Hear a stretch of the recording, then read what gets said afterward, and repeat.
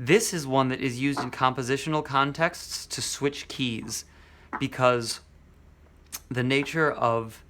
Now, it gets a little complicated because the nature of how one key moves to another key is based on the tritone and the resolution of the tritone. Have we talked about that at all?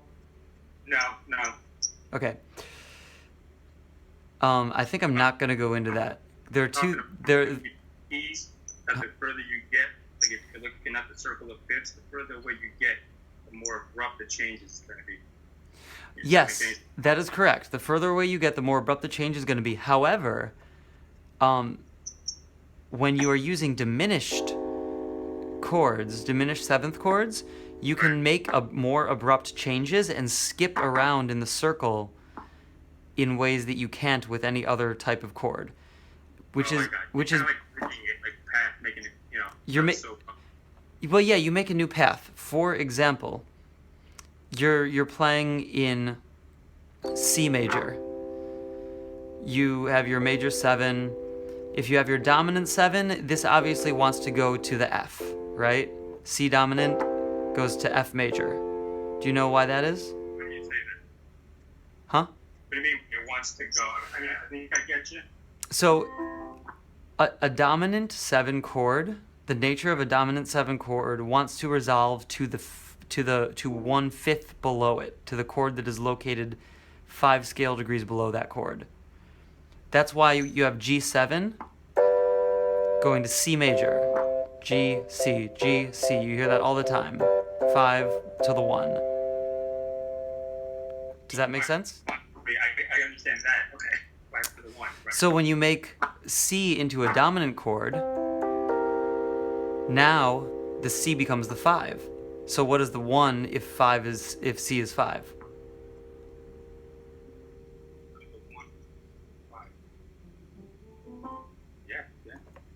It's F.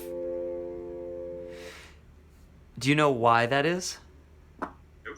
Okay, let me explain why. And this is going to be kind of a complicated subject that we aren't going to be able to dive into fully, but it's called a tritone resolution. When you have any dominant chord, let's just use C as our starting point. We're C major scale.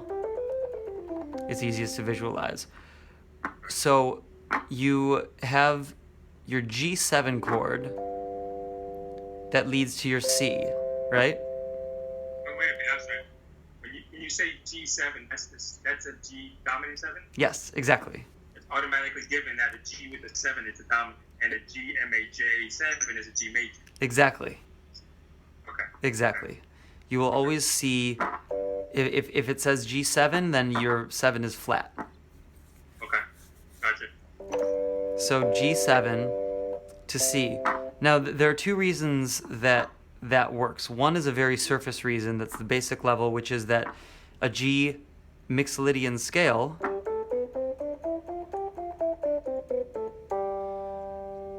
which is a slightly unstable scale because it has a flat 7 in it, that is the same as the relative major of, as C is its relative major, if that makes sense. Right.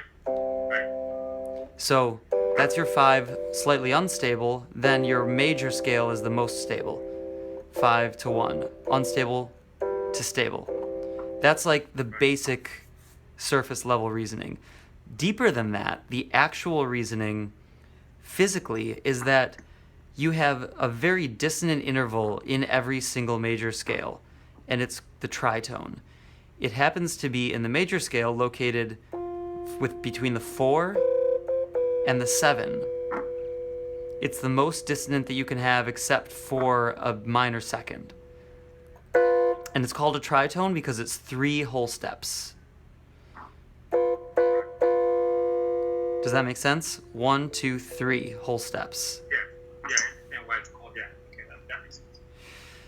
Now, the pieces make sense, I just gotta try to bring it together and see the forest for the trees. Yeah, exactly. So this is the most dissonant interval you can have other than a minor second. And for this to resolve, the 4 resolves down to the 3, and the 7 resolves up to the 1, creating a more consonant minor 6th interval. Now, if you play, so that you'll have to bear with me a little bit until the pieces come together, because there are more pieces to sort of understand at the same time. C major, right? You're playing in C major. Very basic.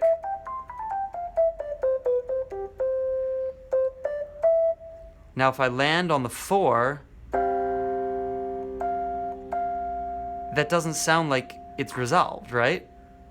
Right. The reason that doesn't sound resolved is because it's exactly 1/2 step away from one of the main chord tones of that scale.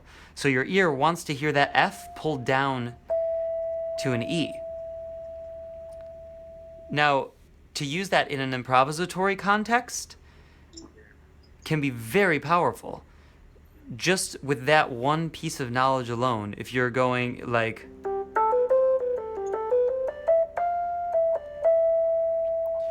unresolved to resolved,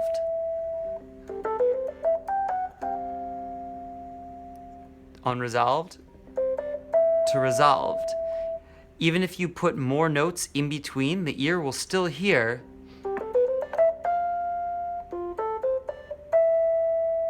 when it resolves to a 1/2 step below. Notice I played a bunch of stuff down here leading up to the resolution, but your ear still took the F and was like, okay, this is unresolved. And then I can play down here, and now it's resolved. So the rule of thumb is resolving to the 1/2 step below in this scenario, the 1/2 step only. Say that again? The rule of thumb is like in this specific scenario that it resolves down to just that 1/2 step. Exactly. The F resolves down to the E. Not completely resolving, right? Say that again? It's not completely resolving if it's anything more than a 1/2 step from there. Well, yeah, exactly. Or it's a weaker resolution. If you're in minor, you could do the 4 to the minor 4, but it is not mathematically in the physics of how the scale is made up. It's not as satisfying of a resolution as down to the major. Now, check this out. The other direction of it is the 7. If you lay on the 7,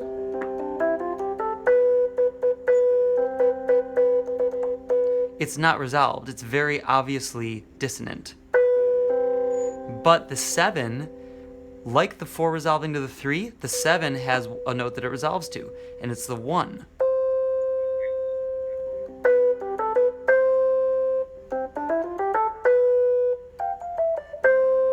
So even if you do a major scale in a melodic pattern up to the 7, and then wait a second, and you go all the way up from the 7 here down to the 1, your ear remembers that you played this 7, and then your ear and brain resolves it with the 1. This is a very powerful piece of information to have. It's what Bach used. Like, if you look at his long-form melodies, he would very, very often pick a note like this and then do a pattern to its resolution, and the pattern can be extended for as long as you want. So, now going back to what we talked about a second ago with the tritone, these two dissonant points, the 4 and the 7. They are both, they make up a tritone. They make up, if you look at it from either direction, there's a whole step, a whole step, a whole step. 3 whole steps, it's a tritone.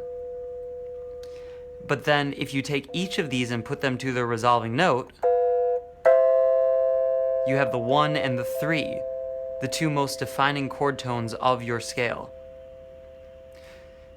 If you listen to Keith Jarrett, he uses this all the time in his improvisations. He will outline the dissonant chord tones, and then resolve to the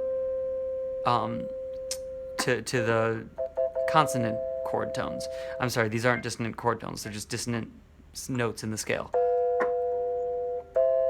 So that's why and that is what defines the 5 going to the 1. because if you look at these over the 5 chord, you have your G. This is your G chord, right? It's the 3 and the 7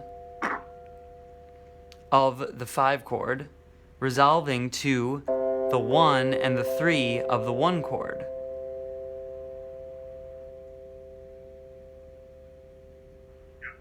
Yeah. Um, I'll have to video again to kind of digest it, you know. So I get what you're saying. I'm not thrown Totally. off. I understand. Okay, great. So now let me just take one step back and explain what I wanted to explain by doing, because that's a great little tidbit to know in all of this, because that's the nature of all harmony in Western harmony. It's what makes up the circle of fifths and why one chord will lead to another chord. But if you have a diminished scale, a diminished 7 chord rather, you have 2 tritones stacked on top of each other. Here's a tritone and here's a tritone. So this tritone can resolve this way, or it can resolve this way. And then this tritone can resolve this way or resolve this way by going a half step in or half step out with each note. And I know this is going to be confusing because this is like taking several steps later in how this all works, but those notes are, for example, if you were in G7, if you had a G7 chord, that's your dominant 7, but then let's say you made that into a B half diminished 7, because it's the same chord, the same scale tones, right? Same diatonic scale. So as you start on B, and then you have your minor third, and major third. And that gives you your diminished 7 chord. Now, if you take that top note, which is already the flat 7, and flat it one more time, now you have 2 tritones to choose from.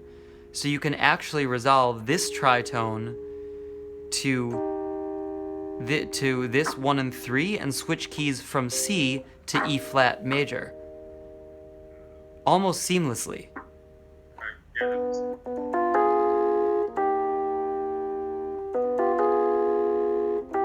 So you could go from here to C major, but you could also go from here to E flat major. Right. Isn't that cool? And then, but if you want, you can use this tritone as your focal point and resolve it outward, and then you're resolving to actually F sharp major.